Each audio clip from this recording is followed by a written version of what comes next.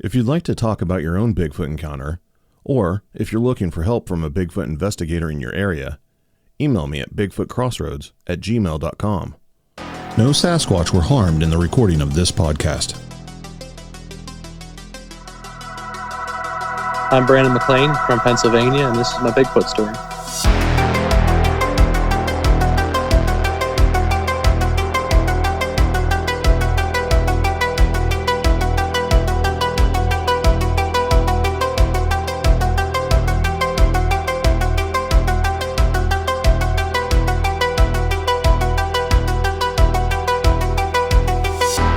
Brandon, thank you for joining me on Bigfoot Crossroads. How are you? Oh, I'm doing good. If I remember correctly, your Bigfoot encounter happened while you were deer hunting. That is correct. Were you already a believer in Bigfoot, or did it ever cross your mind before that? I like the idea of Bigfoot.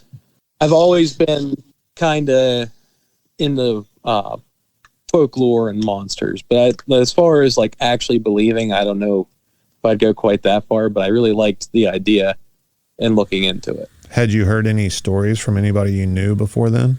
No, not from anyone I knew. I saw like the Patterson Gimlin film, and I thought that was super cool, but right.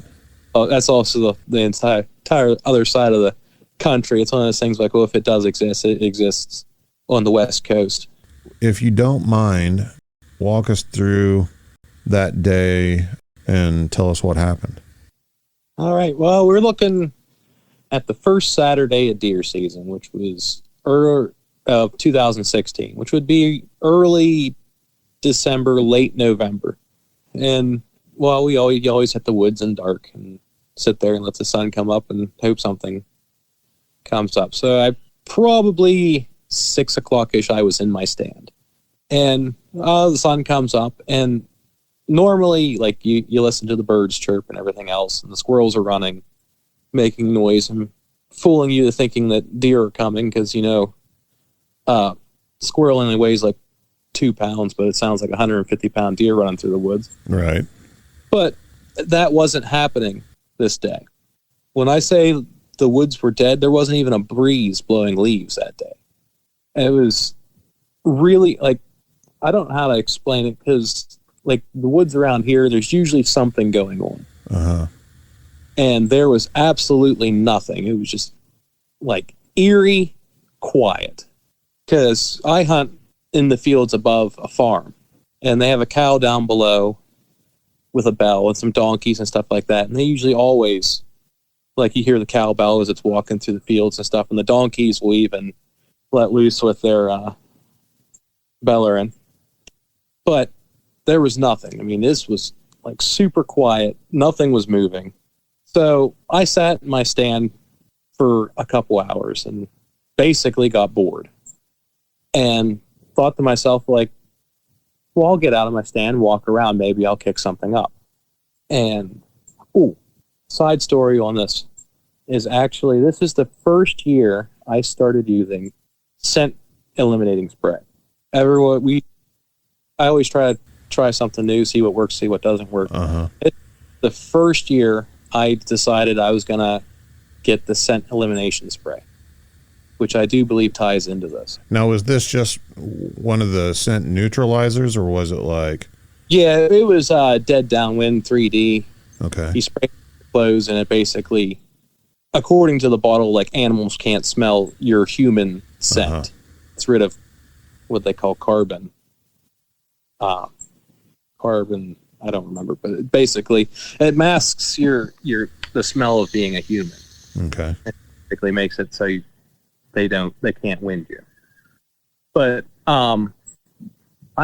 we always parked at the top of the mountain, and I hunted at the bottom. So you walk down through, and the top part of the woods, it's pretty open. But where I hunt at, it is covered in brush. I could see more than 25 yards. I'm lucky, kind of thing. But that's where all the big bucks were. So you go where they are. But I wasn't seeing anything that morning, not even squirrels or nothing. So I decided I'm going to get out of my tree stand and go for a walk, see if I can't kick anything up. And so I get out on my stand and I hike up to the old pasture field and go over to what we called it the locust thicket. It was full of locust trees, and it was really grown up around the edges. But if you got through the brush, it opened up a little bit. And basically, I went through this brush pile, and like at one point, I was like had to get down on my hands and knees just to pop through this stuff. It was so thick. Wow! But as soon as I get into the clearing of the locust thicket there, I stand up, I brush myself up, look for ticks because they're a problem in Pennsylvania. And as I'm looking for ticks and I like kind of have my gun checking my pants and stuff, I get this feeling of being watched, but like every hair on my body just stands up. And I get hit with this pungent, musky, wet dog, almost like a wet dog got sprayed with a skunk kind of smell. Was it really strong? Oh, it was one of the strongest smells I've ever smelled in my life. And I worked on a dairy farm. And I just froze completely. And I started looking around. And I wouldn't say more than 20 yards from there on the top. When you popped out, I was kind of in a little of a valley. There's a small hill beside me and a small hill on the other side. There's kind of a washway. Water usually sat in it, but I wouldn't really call it a creek. Mm-hmm. I was down in that part there. But I mean, I looked up on the hill, and there it sat there staring at me. And we locked eyes, and like I just froze. And I don't know how long we sat there, or I stood, and it was kind of sitting, but not really sitting. Like it almost ducked down, like you're gonna pick up something you dropped, but you didn't want to drop to your knee. Mm-hmm. And I crouched down behind some fallen timber, but like I could still see all of its upper torso. And we're sitting there staring at each other, and the entire time we're like locked eyes, and I can keep hearing movement behind me going up to the pasture field. And then as we're staring there, I hear the movement behind me stop, and I feel breathing down the back of my neck. Oh, geez. Like, I don't want to say breathing, but more sniffing. Like it came up and was smelling me, and I could feel kind of the back of a hand or like it poking at me. And that time, it stopped, started sniffing and nudging at me. The one on the hill, which I believe was a female, kind of whooped at it, and it stopped and moved on. And we sat there and we stood for like a while longer. And I'm at this point, I am completely terrified. We're just staring at each other, and then it gets up, looks at me, does another whoop, and moseys on off. And that's at some point between this excursion, I did pull the hammer back on my 30-30. Not that I felt like it was actually going to do me any good, but it must have been just reflexes at the time. Mm-hmm. But that's pretty much my actual sighting. Were you wearing, like, I assume, full camouflage at the time? I had full camouflage on, except for I had a fluorescent orange cap and a fluorescent orange vest. But they were also a camouflage pattern, but orange. Right. And you say whenever you came out of the thicket into the clearing, you were just about 20 yards from this thing? Yeah, if that. The visibility down in that part is anywhere between 15 and 20 yards. I guessed it at 20. But it could have been closer. It could have been further. It couldn't have been much further than that to see it as well as I did. What went through your head whenever you first saw it? I honestly, I went blank when I first saw it. But as it got up and moseyed off, I'm like, get your phone out, you idiot, and take a picture. Ain't no one going to believe you what you just saw. Sure. And that's why the photo I sent you there, it's right. kind of crappy and blurry. I couldn't get my hands to hold still.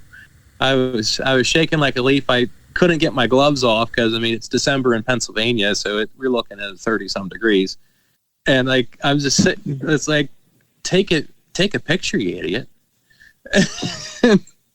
And I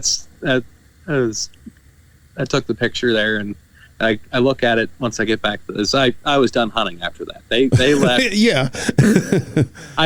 I sat in that spot there, I'm going to say for another half hour, just kind of like contemplating life. Yeah. Yeah. And then after I finally got my composure together, I'm like, no, I'm done. I'm going home. What went through your mind whenever you realized one was standing right behind you? I honestly thought this is it. This is how I go, which, I mean, in retrospect, I mean, there's worse ways to go. At least when I hit the pearly gates, I'm like, it took a 7-foot tall monster to take me out. Yeah, bragging rights after the fact. What'd you do? What are you in for? Bigfoot killed me. Oh. You said that you believe the one on the hill was a female. Why do you believe that? Because it had breasts. I mean, it wasn't as gifted as Patty. Right. But it had noticeable breasts. What color was it? I'm going to say like a really, really dark brown until the sunlight hit it. And then you can see more brown. Like, it was like almost black. Mm-hmm. But when the sun coming through the trees hit it, you could see brown.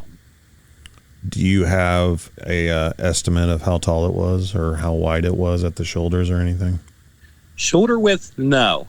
But I went back to where it was and I measured. Well, I kind of measured. I'm 6 foot tall. Mm-hmm. And there was a tree that broke off down there. And believe it or not, the week afterwards, I went back to my stand and hunted. And very, very cautiously went back to that area because I was curious. Mm-hmm. And because, to be honest, if they wanted to kill me, I would not have been hunting the next weekend because I'd be dead. Yeah, I'd say they had a pretty good opportunity at that point. Yeah, that's one of those things. Like, I sat there that entire week when I was at work rationalizing this all. I'm like, I was like, should I go hunting or should I find a different spot? And I was like, if I find a different spot, are they there too? And I spent that entire week rationalizing. And then I finally sat down and thought to myself, like, if they didn't want me there, they would have made sure I wasn't there, kind of thing. So yeah. I was like, I mean, obviously, they know when I'm there before I know they're there from my research afterwards. And it was just, I talked myself back into going, but I went in a different way than I usually went. I walked down the road farther and kind of popped in more to the bottom side of the pasture field and went right down to my stand instead of my usual walk through the woods. How long had you been hunting there? Like, this happened in 2016. Is that, like, I know deer hunters usually have a spot that they hunt each year. Is this the spot that you hunted each year, or did you change it up? Nope, I've been hunting deer there since it was legal for me to hunt deer. Okay. Even before that, I'd go out with my dad and sit there and watch him hunt deer. Mm-hmm. And in retrospect, was there anything that ever happened there that you think might have been Bigfoot? Not overly that I could think off the top of my head, because, I mean, in Pennsylvania, when the wind's blowing and stuff like that, you're always going to hear knocks in the woods creaking and stuff like that. Branches are falling and stuff like that. Especially in old woods like what we were hunting in. Mm-hmm. I can't get over that you had one standing that close behind you. Oh, I had to go home and check my pants because, I mean... Yeah, I mean, whenever you're talking about it touched you, could you possibly describe like did it just poke you? Did it like run its hand down your back? Like, was it a hard press, soft? It felt kind of like a hand. Mm-hmm. Like it had fingers for sure. I can't really tell you, but it wasn't like it overly touched me, but more like kind of like when you're curious about something you don't really know about and you poke at it. Do you think it might have been a young one? I'd have to imagine, because I mean, I don't know if it bent over or not, because I didn't turn around to find out, but it was right on the back of my neck. Did you think about turning around? No.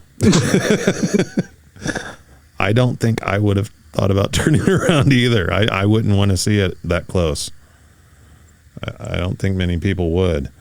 And I think you made the smart move by just standing there like you did. Jeez, man. I wasn't expecting that. The truth be told, I wasn't expecting it that year either. So the picture you sent me is the one that was on top of the hill. Correct. And that the fallen logs are the logs that it was crouched down behind. Yes. Wow. Okay. It started walking away, and I'm like, grab your phone. You need to take a picture of this. Because no one's going to, then most people don't believe me yet. And I mean, I know it's a subpar photo, and I blame that partially because it was one of those cheap $40 phones you get and you can scratch off the card. And yeah. So, I mean, we're not talking like super awesome camera quality. But in the photo, without any red circles being drawn or anything, I see what looks like, what I would imagine a Bigfoot looks like from behind as it's walking away in the distance. I mean, the photo is exactly like you're describing your encounter. And, I mean, you have a story of a sighting, and then you have a description of the area, and then you have a photo to support your claim. I would say that's more than most people have. So yeah, it's a subpar photo. It's not a clear, here's proof of Bigfoot's existence. Like, I've never seen a photo that was, but yeah. Combined with your story and everything, and your ability that you could take a person directly to the spot that it happened. Yeah, I'd say it's pretty strong evidence, man. Has anything happened at that location afterwards? Except for being extremely creeped out when I'm like hunting. Mm-hmm. Is I did eventually start, I found a different spot in a different part of, closer to where I live at. But I did eventually quit hunting there completely. Because I don't know if it was me being paranoid or not, but every time I sat in that stand, I felt like I was being watched. You just couldn't shake it. I could not shake it. And some days it was worse than others. So I don't know if they're like, who is this guy? We're going to keep an eye on him, kind of thing. Because, like, when it was touching my back in retrospect, I think it was purely curious. Like, who's this guy? Kind of thing. It didn't seem malicious because it wasn't knocking me over kind of push. Mm-hmm. It's kind of like you're trying to annoy your little sister, so you're tapping it kind of thing. Wow. What does your wife think about this? She's heard my story, and she says she believes me, but I don't think she quite understands. Right. She grew up in the woods with her parents too, kind of thing, but she's never had any experiences and stuff. So she's like, "Oh yeah, I believe you," as she rolls her eyes. Right. My wife, whenever I put her on the spot and question her about it, she's always saying the same thing. I believe you believe that you saw it. Yeah. Okay. Well, thank you for that.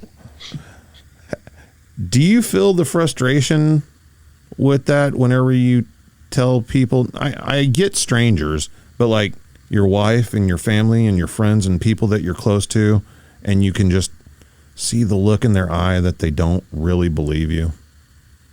Yeah, I do get that frustration. It took me a couple years to even mention the scenario. Mm-hmm. And like my mom especially, it's like, well, it's just your imagination gone wild. It's like, I do have a pretty good imagination, but don't think that's the thing I was going to imagine in the middle of the woods as I'm walking around. I never understood that one, to be honest. There's never been a point in my life where I imagined something and physically saw it. That's not how imagination works. No, and to be honest, like if misidentification, I would have rather saw a bear. Yeah. kind of thing. Like I would have that day there at the time, I would have given anything to seen a bear and just shoot it and then tell the game commission it came after me, kind of thing. Do you remember what you were thinking on the way back home after that encounter? Like once you were, away from the spot and you're now safe and you can start processing what just happened. Like, did you immediately just go to Bigfoot? Like, how did you handle that process? Well, the whole way home, I don't even overly remember the drive home. I was just kind of sitting in the truck driving home flabbergasted. It was just like, that happened. And Bigfoot was the first thing that came to mind because, it was one of those things where like you're interested in. Mm-hmm. And it wasn't like I saw some hair running through the woods. I saw a bipedal primate walking through the woods. And it's like, I tried to like write it off as something else. And it's like, I really can't. You know what I mean? Right. I was like, and it was close enough away. I was watching it walk and I could see it move. And I was close enough to say like, I believe that's a female. Right. What did the face look like? It had black skin, like gray. Ish. Like when an animal has black hair, mm-hmm. like this usually like a dark shade of gray. Yeah, I have a dog with black hair, as a matter of fact. And it had, I don't want to say like, the nose of a gorilla, but it was flatter than a normal human being's nose. So it wasn't quite that level of nose. And it had real dark eyes. Like if it had whites, it wasn't very much. And that may have just been how dark of an area we're in. Because, there's not much. Right. Sunlight there's some sunlight that comes through, but it's not much sunlight to impede your vision going through there. Whenever it let out the call to the other one, did you notice, like, I know this is asking a lot. I get it, because I'm sure at the time you were not sitting there thinking, okay, record all these details mentally so I can repeat them years on down the road from now. But like, did it, do you remember the shape of its mouth as it vocalized? Did it throw its head back? Anything like that? No, it had, I actually do remember this because like afterwards I thought it was pretty funny. It had like, you're goofing off at church and your mom gives you that stare. Mm-hmm. That's what I remember as it was hollering at the one tapping me. Like, boy, if you don't knock it off, I'm going to come down here and smack the shit out of you. Yeah. Kind Do of not touch the human. Yeah. That's what it was like. That's the one of the details I remember so vividly because I kind of got a chuckle out of it afterwards. Someone's like, man, my mom would have done the same thing. When you're in the woods and a deer takes off running, you can hear that deer for a long ways until the sound fades away, or you can hear the deer stop. the one that was behind you and touched you, did it just walk out of the distance until you couldn't hear it anymore, or did it just walk a distance and stop, or do you recall?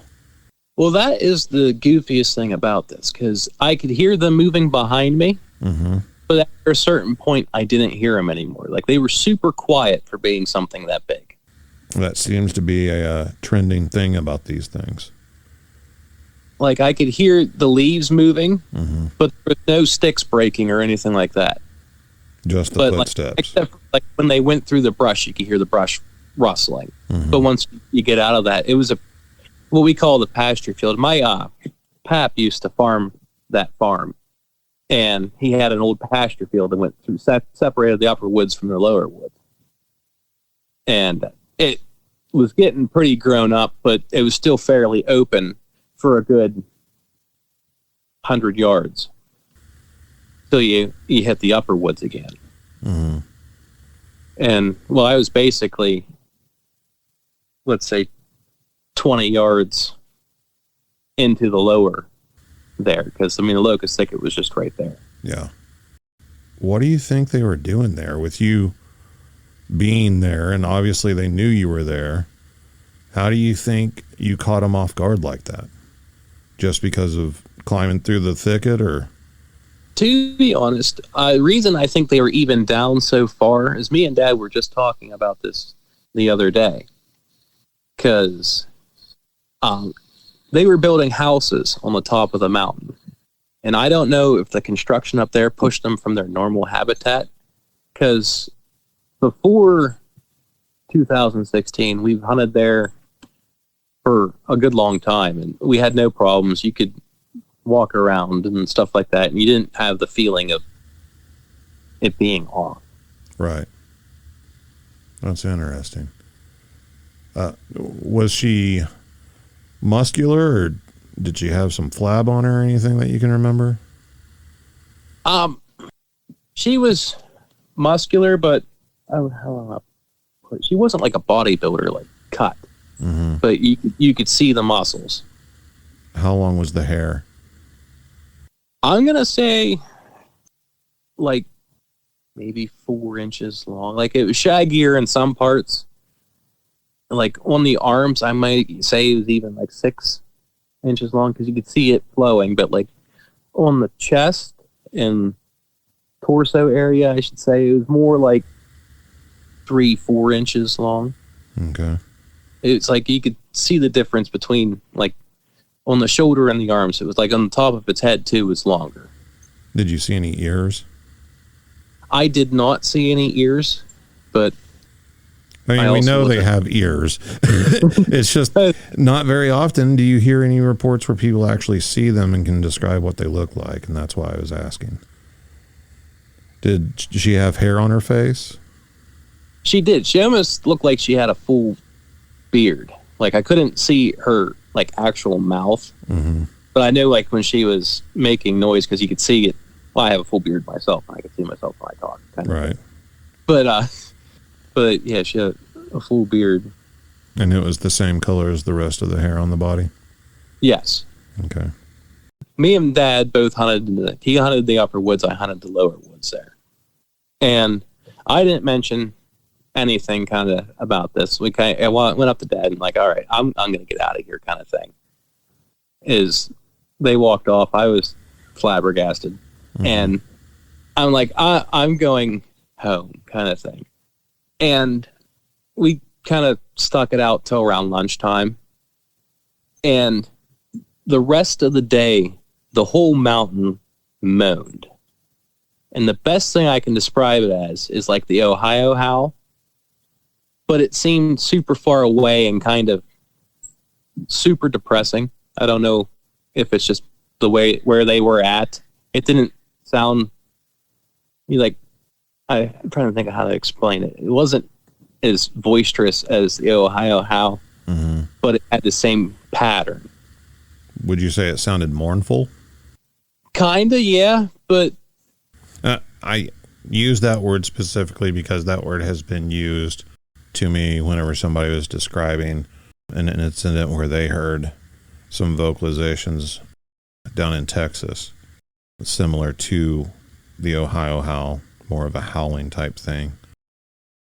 But it kind of finished the day off for us, and we're like, is even Dad, that I didn't even tell him that I saw this Bigfoot down in the woods. It was kind of sat there quiet, like, So I'm still trying to process this entire thing. Uh-huh.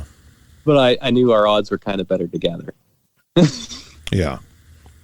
So then the mountain was moaning, and so like we left, and that entire year it was just, the best way to describe it was just weird hunting there. Did you have hunting success? No, I did not that year. Huh.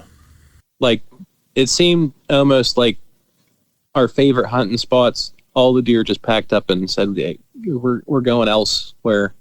It's like we weren't seeing anything. Like towards the end of the season, we're like, is it even worth going out? Kind of thing.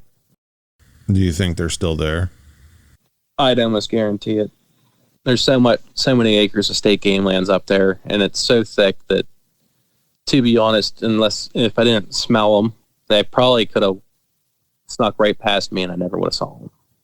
Now, did you have the incident that you were just talking about? I think in an email you sent me a while back, you mentioned something about staying at a cabin and hearing the howl. Yes, that is actually at the new place I'm hunting at here in Bedford. My father-in-law has 2 cabins on the top of the mountain, bordering the state game lands.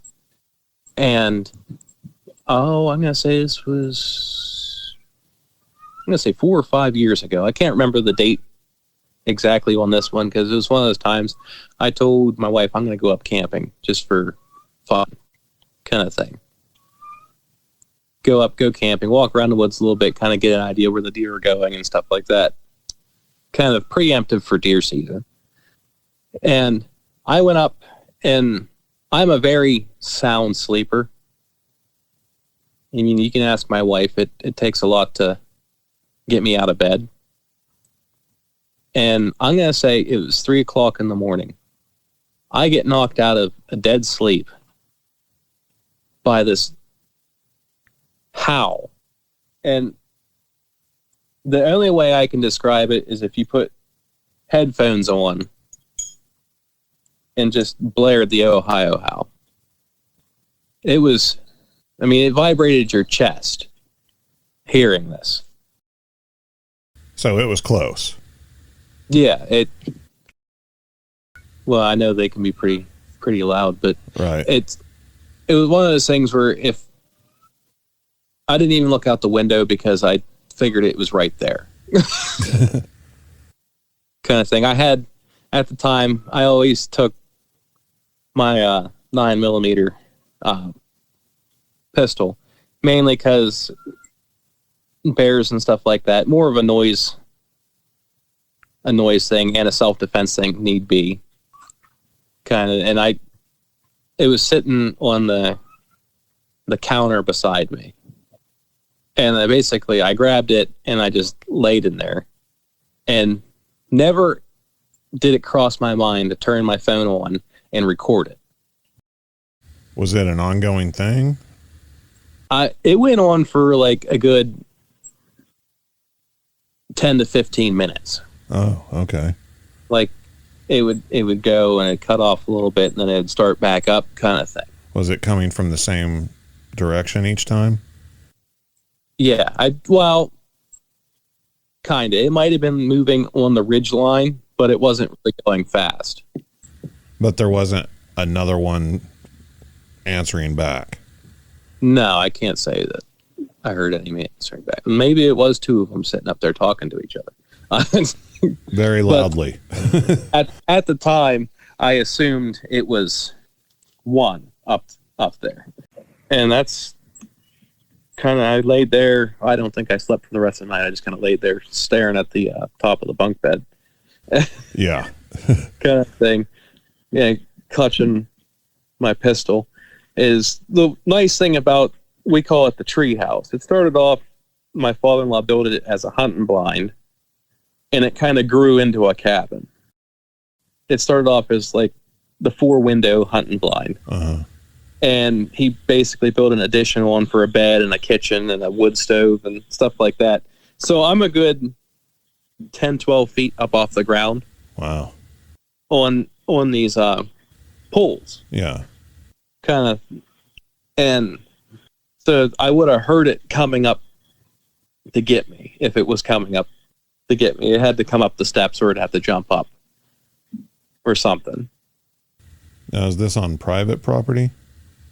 Yes, it is. It's my father-in-law owns 5 acres, and then a mile down the road he owns I say it's the mountain road. It owns another 15 acres. There's a piece of property that separates the two, owned by another family. And to your knowledge, has anybody else experienced anything at either one of those locations? Yes. My father-in-law heard howling at a different location because he's always up the mountain going camping. He told us about it, and he was like, "Oh, the bears must have been in heat or something or fighting." And I was like, "Are you sure it wasn't?" No, it's not that. And it's like, are you sure? Because I told him about mine too, and he's like, "Oh yeah, them bears can get pretty crazy." It's like, I've never heard of that before. It's like I've lived in Pennsylvania my entire life, and I've never heard the black bears do anything like that. Like, is that a thing? Do bears get loud and stuff whenever they're in season or anything? Not that I know. I know they'll get in. They're kind of like 2 males will be very territorial, and they'll get into fights. But it's a lot of growling, and I guess kind of almost like a bark, but not a howl. They won't. I've never heard a howl like that before, and I used to do a lot of fur trapping and stuff like that, and coyotes don't make that noise. Bobcats don't make that noise. Fisher cats don't make that noise. It was too deep. Uh-huh. And I mean, all those other animals can make some noise and make your hair stand up in the middle of the night, but none of them would vibrate your chest doing it. Right. Make your hair stand up, yeah, because, I mean, bobcats can make some really awful noises. But so can foxes. Yeah, foxes can make some really... But even them, they're more high-pitched whistles and just weird alien-sounding stuff. Yeah. Definitely not a great volume or deep or anything like that. And not as long. I guess they're more shy with their noise making, like they're going to give up their position too much. And one thing I can say is they had to have known I was there because I had a fire in the wood stove going because it was, I mean, not cold, but it was cold enough for when I was sleeping, I wanted a fire.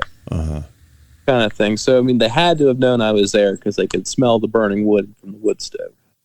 So after having that encounter and everything, I know you've kind of researched this on your own, like so many witnesses do.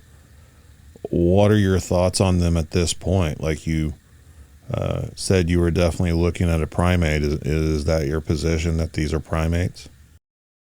I always thought they were flesh and blood, just another animal kind of thing. I mean, they look human, but you can tell they're not, to a point. I mean, like, given some bad lighting and stuff, they would pass. Right. But I always thought they were animal of some sort, but I through my research and stuff like that, and I guess the way they interacted with each other just reminded me of like a family group of gorillas. Okay. It's what, like, when I sat back and thought about it, that's like my social encounter between the two. Just reminds me of, like, you go to the zoo and you watch the mom gorilla yell at the baby gorilla. Right. And I know oftentimes, like you're saying with gorillas, the adults will kind of sit there and do their thing, and the juveniles will run off around the perimeter and play and all that stuff. And it definitely has some similarities to what happened to you. I can definitely see that. Have you done any in the field research? Have you gone out and looked for these things specifically? Yes, I have. I'm actually the chapter lead for Blair and Bedford County for the Pennsylvania Bigfoot Project. Look at you. And that's more of a chip on my shoulder. I need to find something solid to tell my mom that I'm not crazy. It sounds completely stupid, but it's one of those things for me, like proving it to the world would be great, but I really want my mom to say, like, okay, sorry, I was wrong. Yeah, I understand. Brandon's mom, if you're listening, he's not crazy. There. Took care of it for you, man. Good. So what's some of the stuff you've worked on there? Have you gotten reports and stuff that you've investigated? Well, I've done multiple, basically I call it campouts, because I go up in the woods and sit there and more or less be quiet and listen kind of thing, see what I can hear and knocks. And I don't do much with vocalizations. I mean, I will every now and again, but I also come to the conclusion we don't really know what we're saying. Right. I'm of that same mindset. And I mean, if we were in a group, maybe, but I'm not going to sit in the woods by myself and say, hey, come punch me in the face. Right. Or this is my territory now.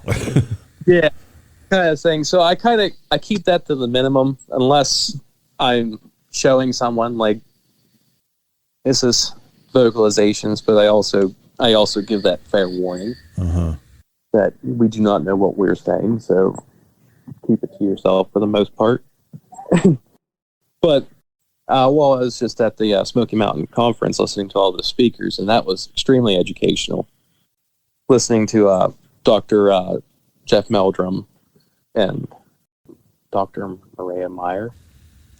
Yeah, I believe from Expedition Bigfoot.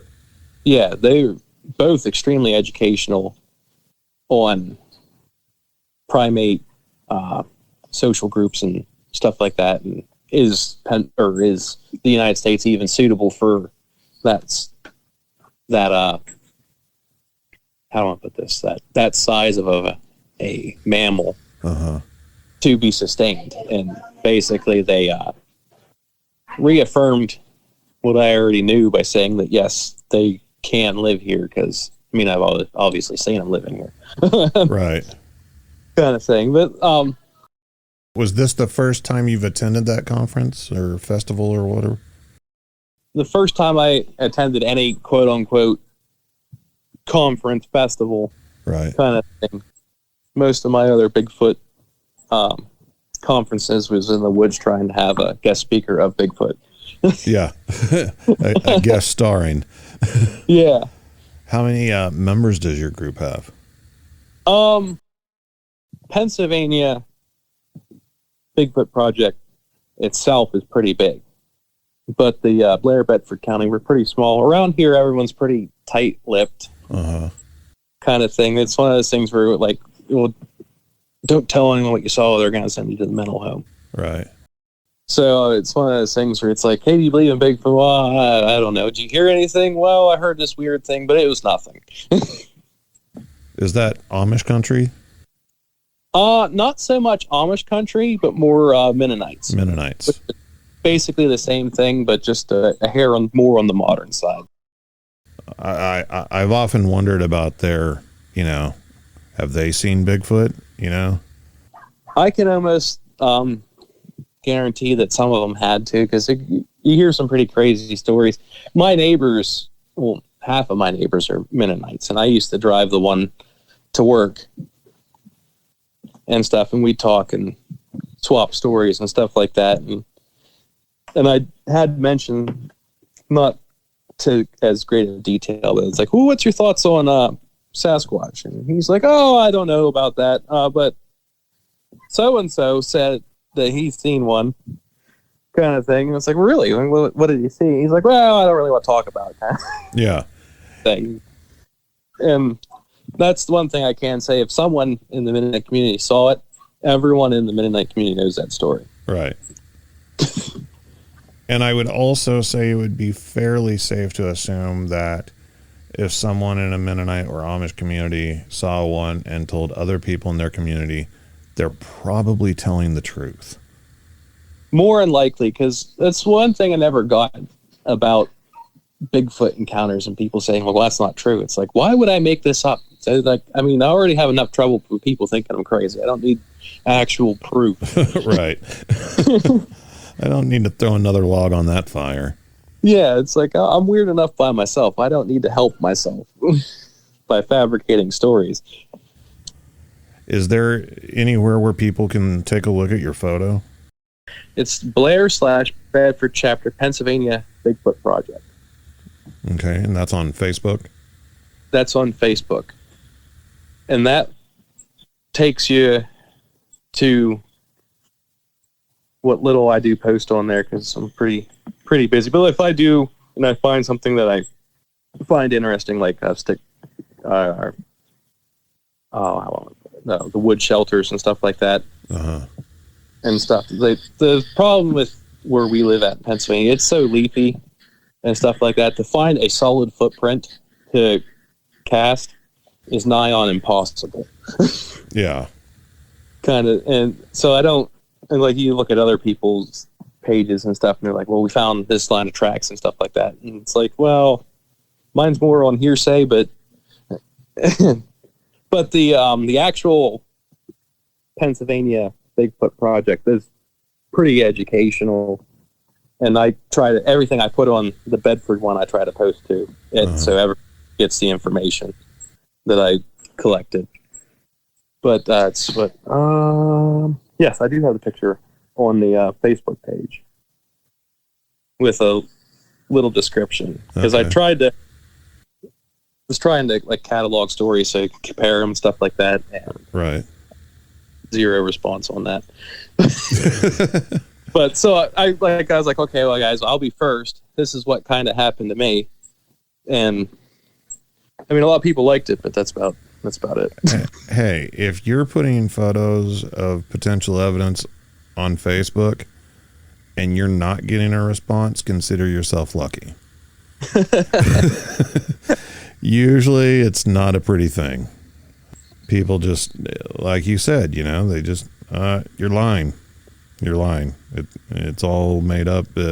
Nope, that's not what happened. No, that's not what's in the picture. You don't know. Yeah. That's just a stick because, you aren't the one there taking the picture. Yeah, it's one thing I keep like trying to get through everybody. It's like, I'm not an expert, but I'm a pretty avid outdoorsman, and I can tell you when something's not normal. Yeah. Like when you're walking through the woods and you see a bunch of large logs leaning up against each other. It's like, well, I mean, theoretically, yes, that could happen naturally, but the odds of that happening naturally. In areas that people also happen to report Bigfoot sightings. Yeah. It's just... That's what I've tried to explain to people. It's not just a single thing. You have to look at the whole situation, the whole big picture, the circumstances around whatever it is, and take it all into consideration whenever you're looking at this stuff. Well, it's kind of like, that's one thing I thought of. At my cabin there on the top of the mountain, there's a small pond that we have goldfish in. And my father-in-law years ago planted pear trees around it. I went up the one time to basically investigate. This was after the fact, and I was really curious on what's bumping around there, kind of thing. One of those pear trees was pulled out, and when I posted it, they're like, "Oh, well, bear snapped it off," and I tried to explain to them, like, that's not snapped off; it's pulled out. The roots were still attached. So I don't know what the pear tree did to piss it off, but I do know that I've been getting pretty angry at them because they should be at the age where they're going to start dropping pairs. Yeah. But I never, unless something up there is beating me to them. You know, man, I have heard that so many times. Situations where somebody will have a fruit tree in their backyard or something like that, and it will get to the point where, okay, they're just, they're almost ready. I'm going to go get those tomorrow, or I'm going to, pick them this weekend whenever I'm off work, and something else comes by and gets all of them. Oh, that's the deer. I mean, yeah. It was the deer that reached those apples 12 feet up. Yeah. Well, it was one of those things where, like, when I went there, it was checking it out. And I always like to walk around that little pond there because the ground's soft. Mm-hmm. And I've never seen anything in it, but it's also a very high traffic area for everything else that runs around on the mountain. So if either it knows I'm looking for it, so it stays back and leans over for it to get a drink. But I just remember that time I was up there and there's this pear tree laying down. I'm like, well, that's odd. And I walked up and the roots are still on it. It's like, okay, that doesn't just happen. No, it doesn't. I mean, what else could it have been? Well, I don't know, because if you used equipment, you would have seen the bark torn. Right. Kind of thing. I mean, it looked like basically someone took the pear tree, just like you would an onion, and set it down. Huh. And I mean, they're not very big pear trees. So, I mean, it's not like this huge oak tree that was plucked out. But, I mean, it still took someone bigger than me to do it. Yeah, I was going to say, I couldn't rip a small tree out of the ground anyway, so. Why do you think it would do something like that? I don't honestly know. Except for some trees don't get any buds on in the year. And, like, they're there, they're alive, but they never did anything. And if I remember correctly, that was one of them. Was it at the exact spot where it was standing previously? Well, this is where I heard the vocalizations. I'm not sure where it was standing. Oh, I mean the tree. Was like the tree pulled out of the ground and then just left right there? It plucked it out and just set it down. I can't help but wonder if it did that for your benefit. Well, I have to wonder that myself, because I'm going to take an odd stance on the matter, and I don't think they're the monsters we make them out to be. Mm-hmm. I've been in two situations where if they really wanted rid of me, I wouldn't be here having this conversation with you. Right.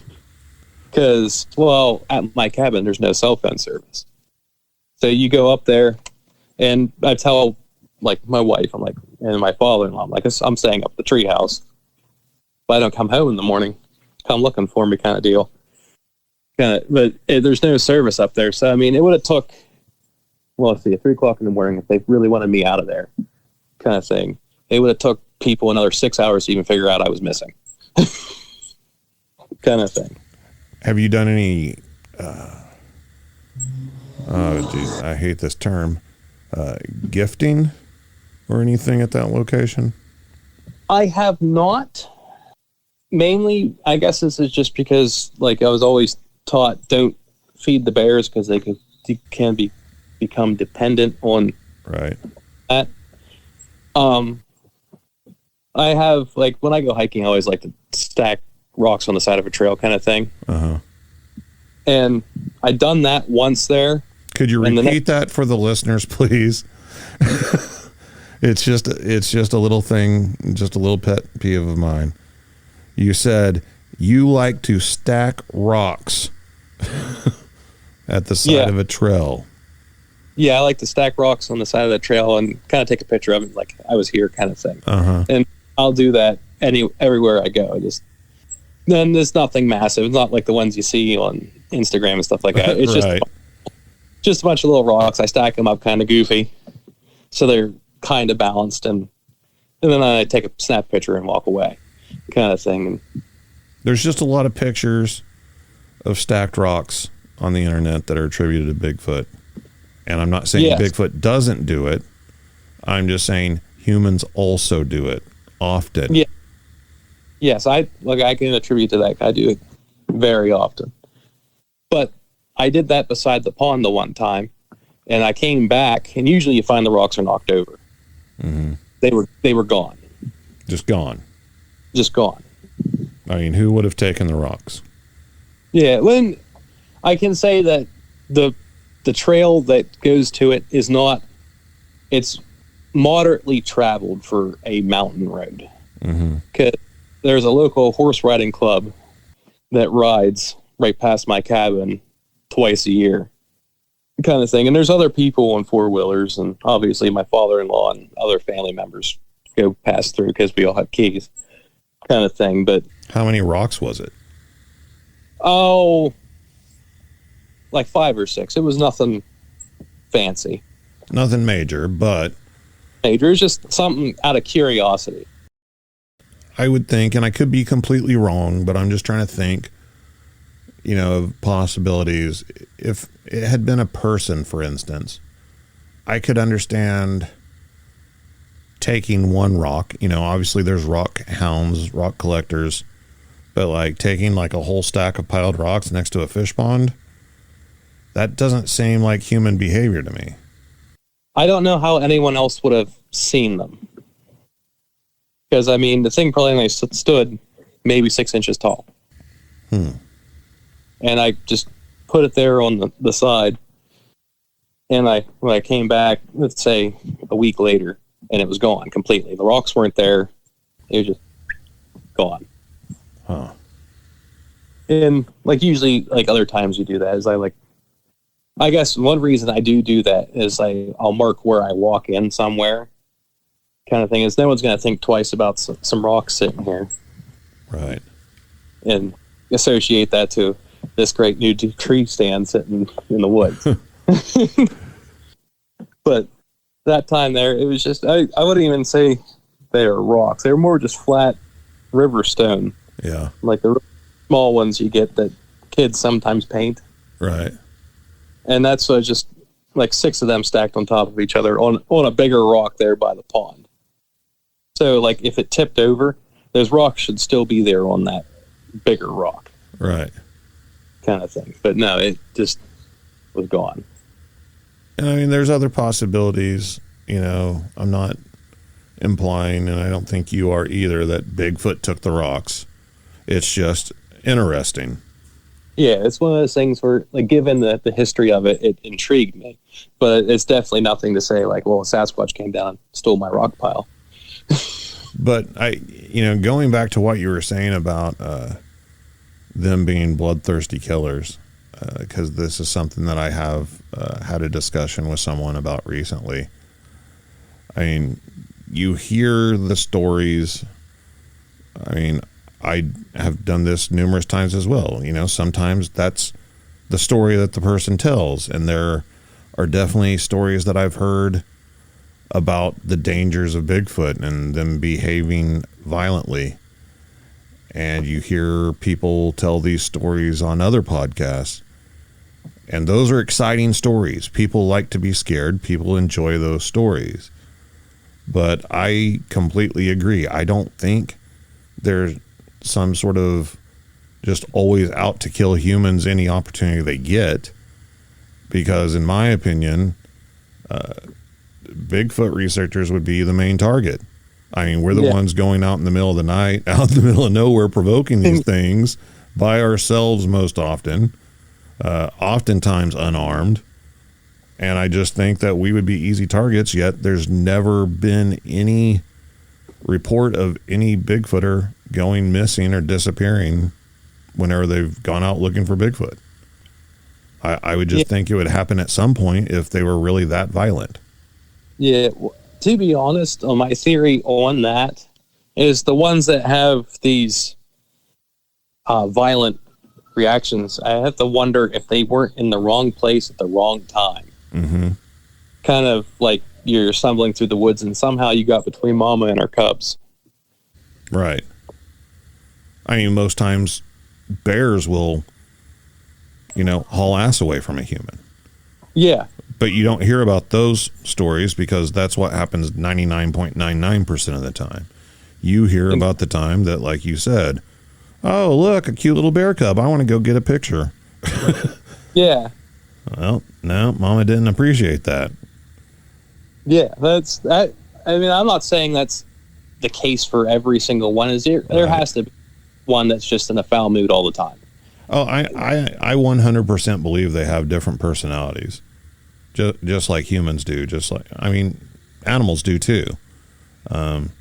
So there can definitely be some that, like, some dogs are aggressive. Most aren't, but some are. Some dogs will just bite you because you're there. And I think that's probably the case with them as well. Like, if you're absolutely right, if you run across the path of the wrong one, you better look out, Yeah. Well, it's kind of like Stacy Brown Jr.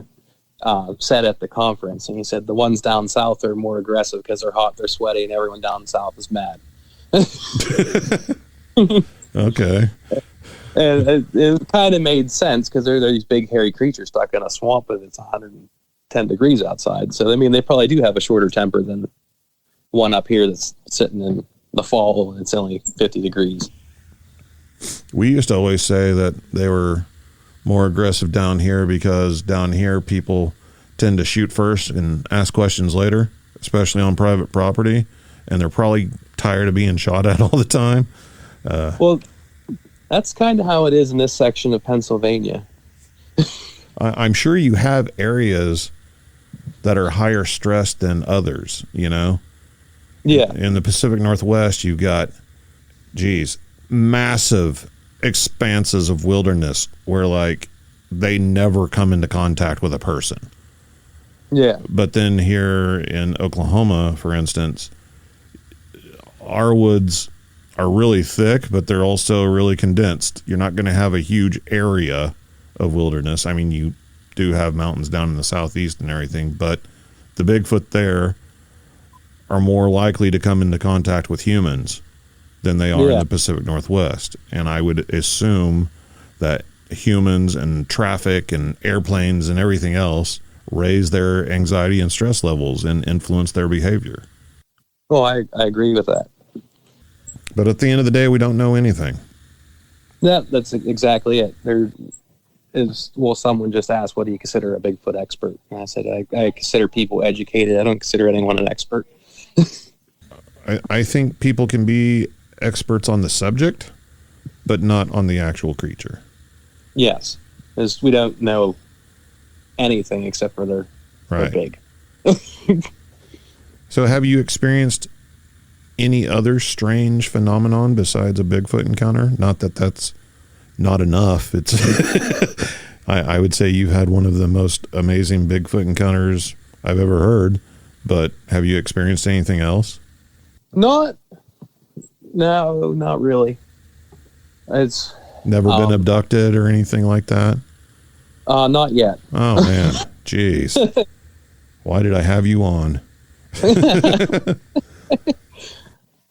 But at the rate of the current world, I might tell them just to keep me. Just go ahead. I'm ready. We could go on a galactic road trip. I'm fine. Yeah. Take the scenic route. I've heard of people in the area having UFO sightings, but I personally have not. Think there's any connection between the aliens and Bigfoot? I don't think there's a direct connection, but I also say that weird stuff seems to happen in the same place. Yeah. Kind of thing. And I don't know if they're like hitting each other up for rides or something like that, but I don't know if it's just like, well, the Bigfoot are just as surprised as we are when they see a UFO. Well, would you look at that? Kind of thing. Yeah, I kind of tend to think that way myself. I'm going to say that they're not connected in my mind. And I know there's plenty of people that say they are. Right. But my personal belief is that they're not connected per se. The thing that really intrigues me is the story of people seeing orbs and balls of light in the woods in Bigfoot encounters. I don't really know what to make of it. I don't know if they're connected or not. I can't think of a reason for them to be connected, but I keep hearing more and more stories from people that I consider reliable sources. Like, what do you think about that stuff? It was me and my friend on the way back from the conference. We were just actually discussing that very topic. Is we listened to your last podcast on the way down, and we discussed it, and we were wondering if it's not necessarily connected to the Bigfoot, but it's because of the way we perceive it. Is you always see these orbs and they're going, and that's also connected to ghosts and other paranormal entities. And long story short, in America, there's no short supply of tragic stories. So we don't know if it's just you caught a ghost with Bigfoot or it's actually a ghost of a Bigfoot. Yeah. It was one of those things where it's like we were shooting ideas back and forth, and then the idea of ghost Bigfoots. There's a lot of reports of those orbs attracting people in, and then they see Bigfoot, kind of thing. So is it trying to lure food in, like it's a deceased relative, like great grandma's, like an anglerfish type situation? Yeah. Wow, that's interesting. I've never thought of that before. I actually, in my research over the years, I remember that I think it was the will-o'-the-wisp folklore. I could be wrong, but some sort of orb light thing. The belief was that it was trying to lure people into the woods or the marsh or whatever. So that's really interesting that you said that. And that goes along with the people saying about the infrasound, where it kind of stuns or people get quote unquote hypnotized. Is they messing with our eyes enough where we're seeing the floaters in our eyes? Huh. I didn't think of that one either. I hit this head first after 2016, and it's like, I gotta make sense of this somehow. Right.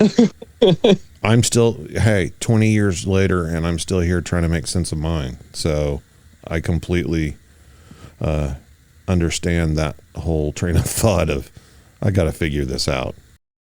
Floaters in the eyes due to infrasound. I'm gonna have to read up on that. That's interesting. Also, the Bigfoot ghost thing is interesting. That's another thing that I've talked about recently with people. People see ghosts of humans and dogs and cats and everything else. So why not Bigfoot?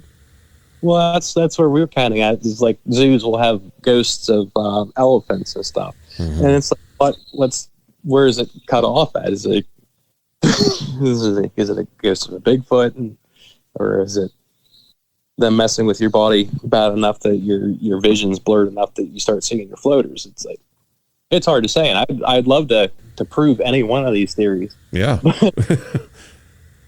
I think it's also a possibility that, going back to the whole UFO thing, maybe Bigfoot, it's their domain. Maybe they see the orb and they just come running to check it out too, and we just happen to see them.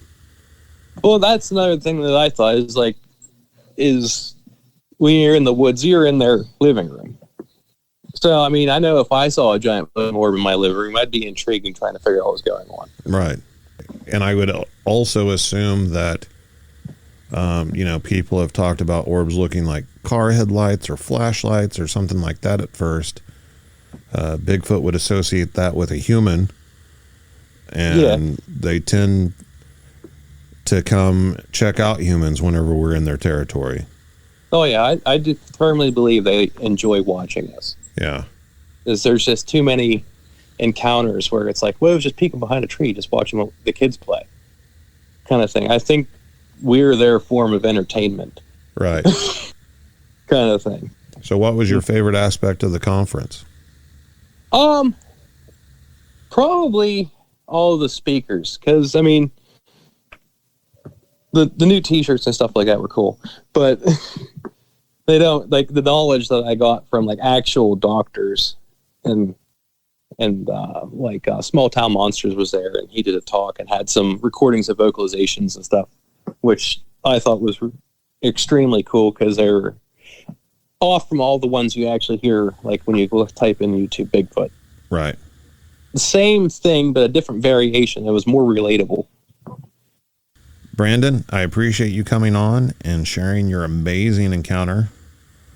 I have to be honest, I didn't know that you were into the research side of things, and you've really impressed me during this conversation. I look forward to having future conversations with you, man. All right. I really enjoyed you listening to my story, and hopefully it helps someone else make sense of theirs.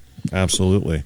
If you've had an encounter you'd like to share on the show, or just tell me about, or want to get into contact with somebody, maybe you want to get into contact with Brandon, email me at bigfootcrossroads@gmail.com.